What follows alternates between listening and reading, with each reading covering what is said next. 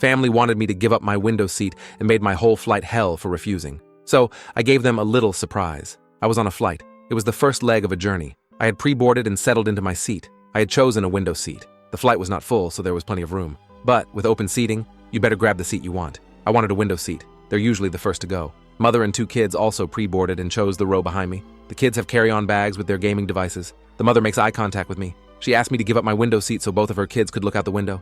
I say no. I get an eye roll and a sigh. A few minutes later, general boarding is happening. Along comes the father. He's standing at the end of the row I'm sitting in. He asks, "Why aren't both the kids in window seats?" He didn't ask me, but I felt like it was directed to me. I'm not moving. I don't want to sit in an aisle or center seat. The father sits at the end of the row I'm in. The center seat was empty. The announcements are made. The kids are told that their bags must be stowed, but they keep their devices out to play with. No one seems to be interested in the window. The flight takes off, and the seat kicking starts. I ask the father to, "Please ask your kid to stop kicking my seat." Nothing happens. I loudly say, "Please tell your kid to stop kicking my seat." The father tells me, if you had given up your window seat, he wouldn't have to kick your seat. I considered asking the mom, but she seemed to be checked out and rather useless. The flight attendant comes over and tells the kid to stop. As soon as she left, the father told the kid to kick the seat. The entire time in the air, this was a cyclical occurrence. Kid kicks. I loudly ask the father to tell the kid to stop. Father doesn't. The flight attendant tells the kid to stop. The kid stops for a few minutes until dad tells him to start again. This was a good deal of the flight. I keep shifting in my seat to get comfortable. It's torture, but I'm not going to let it ruin my day. I have a plan.